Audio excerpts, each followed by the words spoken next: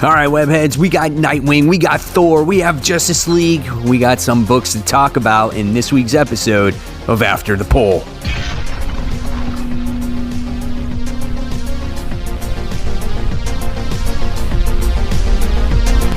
Hey, all my webheads out there, welcome back to Comic Book Corner 2.0. And fans, I am your host, Mike Spider Slayer, always helping you make decisions on what comic books to buy. And today, guys, I'm bringing you another episode of After the Poll. That's right, fans. This is the video series where I take 5 of some of my most anticipated comic books of the week, and I read them, and then we have a nice little comic book discussion to see what I thought of these comic books, right? So just to let you guys know, there are spoilers throughout this review, so if you have not read your books, please read your books, then come back and watch this video. And yeah, guys, if you want to go ahead and enter my Road to 10K contest, all you're going to have to do is watch until the end of this video and find out exactly the details on what you need to win. So until then, guys, let's enjoy this video and let's get started talking about these comics. So the first books that we're going to be talking about, or the books that we're going to be talking about today, is going to be Thor issue 13. This is the Prey Part 5 story arc. We're going to be also talking about Radiant Black issue 2. Next, we'll be talking about is the Amazing Spider-Man issue 1, the King in Black tie-in. We're going to be talking about the long-awaited Justice League issue 59. Oh yeah, Brian Michael Bendis. And then last but not least, we're going to be talking about Tom Taylor's Nightwing issue 78. So those are the issues we're going to be talking about. And guys, let's get this party started. So we're going to talk about first, let's talk about Thor issue 13. So issue 13 of Thor was another phenomenal issue when it comes to Donny Cates' writing and Nick Klein's artwork. These two go hand in hand so well together. The artwork really shines throughout the issue. All the characters look really cool. It's nothing but a phenomenal look at when you are going through this book. And the cast of characters that are in this book right now just have you mesmerized on how are they going to prevail over Donald Blake in this issue, or in the series, or story arc, if you should say. So what happens in this issue? Well, really, this was kind of honestly a slower issue if you compare to like the last issue of Thor, right? But this is kind of a setup. There was a lot of tension going on in this particular issue when it comes to Thor. And in this issue, we wind up seeing Valkyrie kind of will recruit Thor's father into saving his son. And it was kind of quite cool. And going into Odin's psyche was kind of interesting too, as we get to see like there's been nothing that has been sparking his interest. And so when Valkyrie brings this whole thing to the table about his son and where he's at and this whole situation with Donald Blake, it made for quite an interesting story to get to that point. The next thing that was kind of cool was seeing Doctor Strange make his appearance and trying to get everybody that belongs to Asgard, transport them back to where they belong, which was kind of cool. And you wind up seeing Loki and Doctor Strange work together in the issue, which was kind of cool too. You know, at this one point in time, they have this common thing where they have to stop Donald Blake. And by the time really you get to the end of this issue, we get this awesome page at the end, and you're kind of just left with this cool cliffhanger, and you're just like, oh man, that is absolutely awesome, right? And you're just like, yeah, now there's going to be a huge brawl, a huge fight going forward into the next issue, and I'm so looking forward to this. Thor has been a phenomenal read. I don't know at this point who's not reading Thor, but if you have not jumped on, just go ahead and try to read it 6 issues ago, and you'll love this story. I was not a Thor fan, and Donny Cates has done a phenomenal job with this book. So definitely, guys, I suggest picking up Thor or reading this story arc. All right, webheads. So the next book we're going to be talking about is Kyle Higgins' Radiant Black. That's right, guys. This is issue 2 of the series. And let me just tell you, when it came to the first issue of this book, I was pleasantly surprised learning about Nathan, who's the main character and becomes this character, Radiant Black. And he's still trying to figure out his actual powers. And he has a best friend by the name of Marshall. And he's kind of like his little sidekick, but he doesn't have any powers, but he wants to be part of this whole thing, right? What I think that Kyle Higgins is doing really well is developing the character of Nathan and, let's say, Marshall. We get to see that this character is a writer. We get to see he's struggling and he's trying to make ends meet to survive. He had to move back home with his dad. And this makes it for a very relatable character, and right away you seem attached and you want to see this guy succeed. In this particular issue, there's not a lot or a ton that happens in it. It's basically dealing with kind of the ramifications, what happened in the first issue, and trying to see how Nathan, deals with his family dynamic of living back at home again. So his dad is just trying to get answers and trying to find out, you know what, Nathan, what is your plan? What's happening? What are you going to do to make money? If you have to drive a car to make pennies, that's what you're going to have to do. If you live in my home, you have to have a job. So it was kind of an interesting conversation, which I really appreciated. In the middle part of this book, we wind up seeing the cops go to Nathan, and these were the cops that were in the actual last issue when he actually got his powers for the first time. And the cops said to Nathan, hey, listen, you have to actually use your powers for good. And he's like, dude, I'm just trying to figure him out. And he's like, well, there's this other guy that's a red one like you. Are you related to him? And he's like, no. And so right away, this sparks a whole thing. And it sparks this investigation of Nathan going out there trying to find answers about the Radiant Red character. Okay, so he finally gets his answer. And for the first time, you see these two kind of square off. And just by sheer luck, we wind up seeing that Nathan, Radiant Black, winds up getting all the money that he stole from the bank. And he kind of turns it in and plays a little bit tribute to Spider-Man. When he returns the money, he actually puts a note on the bag, which is kind of cool as well. And he goes back home and, he did the right thing. He goes back at home and he has a conversation with his dad, and he has this realism going, you know what? I think I'm going to have to drive my car and I'm going to have to do things. And, and it was a pretty cool issue, having these two talk with each other, trying to find eye or a common ground. So it was kind of cool. I like this book. I don't think it was as action-packed or as interesting as the first issue, but I liked it in a much different way because I love how Kyle Higgins is doing this character development. So I think as we get attached to this character, we're going to appreciate this book more. I think a lot of us want action right away, and we want to see more villains or characters or whatever it is, but let's focus on the main character first, and then let's explore some of the other characters. So it looks like we're just scratching the surface a little bit on Radiant Red. Once we know Nathan, then maybe we can find out who Radiant Red actually is, right? So if you're looking for something different, independent superhero book, I say definitely pick this book up. You won't be disappointed with it. It's actually a lot of fun. All right, webheads. So the next book we're going to be talking about is The Amazing Spider-Man King in Black one-shot, okay? Now, my whole thing is since Spider-Man is the most connected character to Venom, why did he not have a larger role to play in the whole King in Black storyline? Yes, we got to see him, but we got to see him very sparingly, okay? And here, towards the end of the series or of the event itself, we finally get this King in Black tie-in. Now, when you read the introductory part of the issue, we find out that this kind of takes place, I guess, right after Eddie Brock falls off of the Empire State Building, okay? So, and Spider-Man's kind of off doing his own thing for a few minutes or whatnot. So here's the cover of the book. It actually looks kind of cool, right? And I had no idea going into this what I was going to read. And I'm like, okay, well, let's see what this has to offer, this one-shot story, okay? So you open it up, and the artwork is actually okay. It's not my favorite artwork, but there are times where the artwork does shine through, where you see a symbiotic dragon or whatnot. And there's a lot of action. The panels are pretty good in there as well. And so I'm like, all right, let's see what this has to offer. It's a one-shot book, right?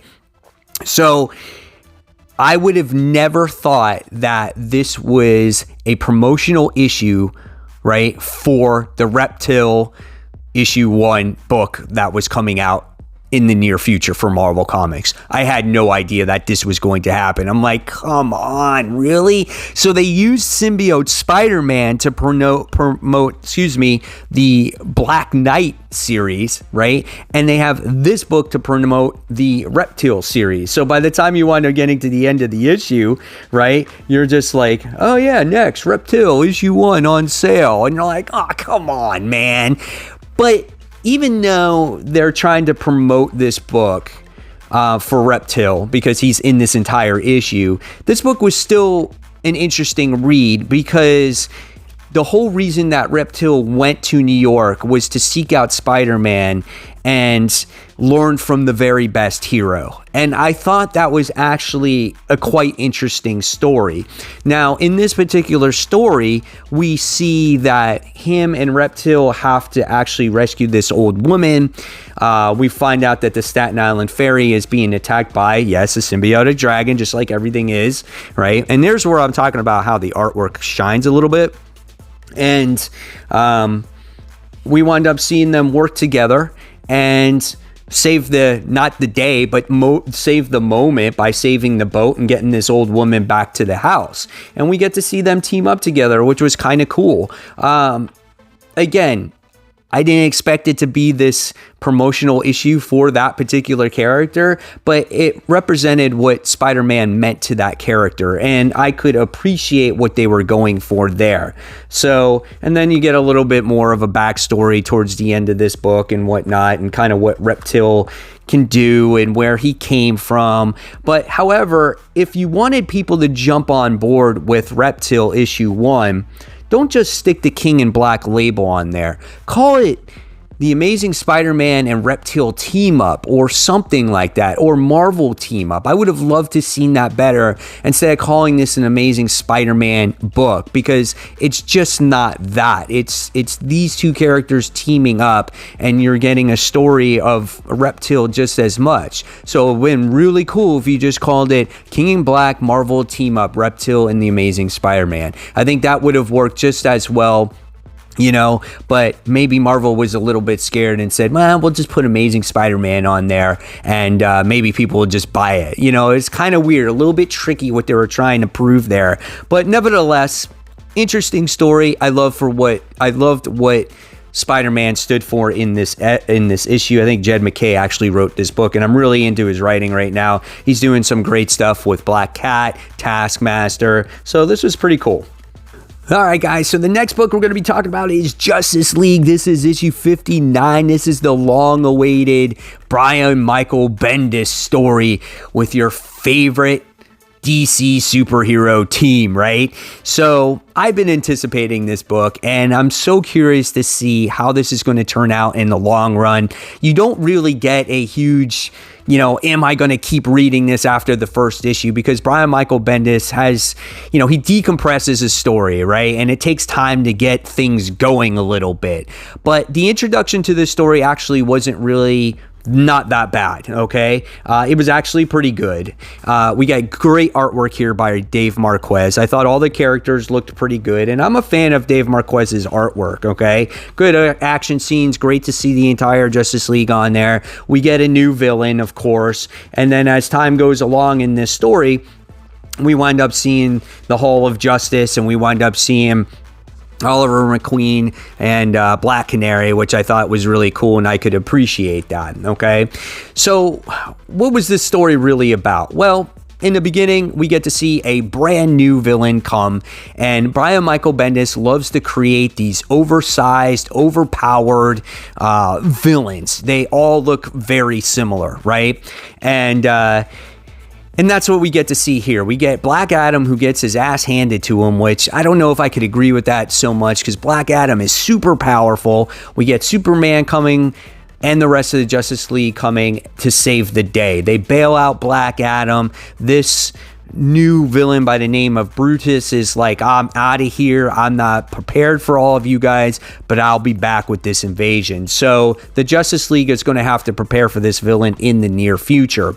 In the meantime, we wind up seeing our heroes. They wind up going back to the Hall of Justice, and we wind up seeing that the team needs some fresh new eyes, right? To look at things at a different perspective and to work together and help each other out. So they come across, of course, Naomi, and Naomi is going to be the one that's going to be on the team next. And we see Black Adam is the one that's going to recruit her, okay? I liked it. That's kind of like how the issue ended. So we got a lot of action right from the start. Then we got some little dialogue in there. So it wasn't a bad book. I thought it was an interesting read, a great introduction to the team. And we're going to see where the story goes from here. Now, when I have an issue with Brian Michael Bendis and was when he just starts talking in circles and nothing progresses in the stories, that's when I'll have a problem with it. And that's when I'll actually probably drop the book, right? Hopefully I won't do that. Hopefully I don't mind spending the $5 just to read the Justice League story. It makes sense why Justice League Dark is in this book, because it's tied together. It's Justice League, right? But if you're not a Justice League Dark fan, you're just going to bypass this story like I did. But obviously the main story here is the Justice League story. So I have nothing else to say about Justice League Dark because I didn't really read it. I'm just reading it for Justice League. I'm not desperate on liking a Justice League book. So I'll leave it up to you guys. If you're a Brian Michael Bendis fan or were a Brian Michael Bendis fan and you're looking for some of that magic to reappear, try this one out. Pick this one up. But if you're tired of Brian Michael Bendis and you're just burnt out on him, then pass this one up. And it's $5, so I don't know if you're ready to spend that kind of money on this book. All right, last but not least today, guys, we're going to be talking about, so far, out of the books I read, my favorite book of the week, and this is Nightwing. This is issue 78. Tom Taylor is the writer of this book. When I heard that this book was coming out and he was the writer of this book, I was like, yes, I am on board. I have been a Tom Taylor fan for a very long time. I've loved everything that he wrote. I loved his Injustice stuff. I loved when he wrote Superior Iron Man. I liked when he wrote Deceased. All the stuff that he has written, I've enjoyed. Probably the only thing I have not enjoyed was X-Men Red and Friendly Neighborhood Spider-Man, which I think he was very tied down to editorial here, and he couldn't do very much with the character because he was just keeping Spider-Man in that neighborhood. So here in DC, I think he is a better fit, and every character he's written so far is awesome and always has great character emotion. All right, so enough about Tom Taylor. Let's look at the interior artwork. Great 2-page spread here of Bloodhaven and Nightwing going there. Nightwing, jumping from building to building. Love the beginning of this book as well, as we get to see a young Barbara Gordon and a young Dick Grayson, and we get to see Alfred. Characters always look good in here when you're reading it throughout. So very much a nice looking book. There's so many advertisements in this. My gosh. So here we got that. And here's a little bit more artwork. So, it's very similar all the way through, but it is a nice looking book. So what was this book about? What made it so good? So in this issue, we got to see Gotham Heights Park in the past, and we wind up getting to see Barbara Gordon, and we wind up getting to see a young boy getting picked on by these bullies. And you get to see Dick Grayson kind of get involved and save the day, being a hero, learning to, do the right thing. And it was very awesome to see that in their early days, right? And Barbara was so awesome in this book too. Right. And we wind up seeing a little bit of Alfred, Commissioner Gordon, and we see that Dick is trying to stop some bullies in the present, and they're picking on a dog. There's like some animal cruelty in this book, right? And it was kind of cool because he tries to save this dog. He takes care of these bullies, and he's like, come here, boy, come here. And the dog bites him, you know, and he's like, man, he's like, all right, vet for you, doctor for me. So what happens is he winds up taking care of his vet bill, and he winds up taking care of his bite. He's taking the dog home, and he's going to try to find him a home. But Barbara is kind of like, yeah, no, this is your fur baby. She's like, he found his forever home. I know this is going to be the right fit for you. So it's kind of cool seeing those two interact with each other and whatnot. You get Blockbuster in this issue, as well as he's doing business against the mayor, and he announced a new mayor by, you know, his standards, which was kind of cool as well. But the interactions between Dick and Barbara were so awesome in this. You know, she breaks into his home and stuff like that, and she's like, you got the worst security system ever. Again, that's what Tom Taylor does so well. He has these great character moments, and it makes you really emotionally vested into this comic book. And that's why this book is going to succeed once again, since it was missing that for such a long time, right? And so, yeah, like I said, it went back to this dog and everything else. But the most important thing that happened in this issue was that since Dick had his memory erased or didn't remember everything, he didn't realize that Alfred passed away. And so Barbara's in charge of everything when it comes to Alfred, and she passed along a letter to him, and basically Alfred left Dick his, you know, all the money that he had. And now Batman is not the rich one anymore, it's Dick Grayson. But when we got this letter was super emotional. And as the reader here, it was Alfred talking, right? And you got attached to Alfred. It makes you really miss Alfred. And you get to see the tear down Dick Grayson's face. And you're just like, oh man, that's really awesome, right? And it was such a good issue. And it just makes you feel confident that Nightwing is in good hands once again. So this was such a good issue. And out of all the books that I read so far, this was probably my favorite one so far. So definitely pick up Nightwing. All right, webhead, so there you have it. There is another episode of After the Pull. Hopefully you enjoyed the conversation that we had about these books. And what I want to know now, and this will enter you in that contest, is pretty easy. What was your favorite comic book of the week? And when you do that, you'll get entered to win these X prizes. And by the time I reach 10K, hopefully you guys will win. So guys, as always, thank you so much for watching Comic Book Corner 2.0. Always give this video a like if you liked it, subscribe, and don't forget to hit the bell so you don't miss any content from me. And until next time, webheads, I'll leave you more content right here to check out. And until then, this is Mike Spider Slayer signing off, and enjoy those comic books, everyone. Take care. Bye.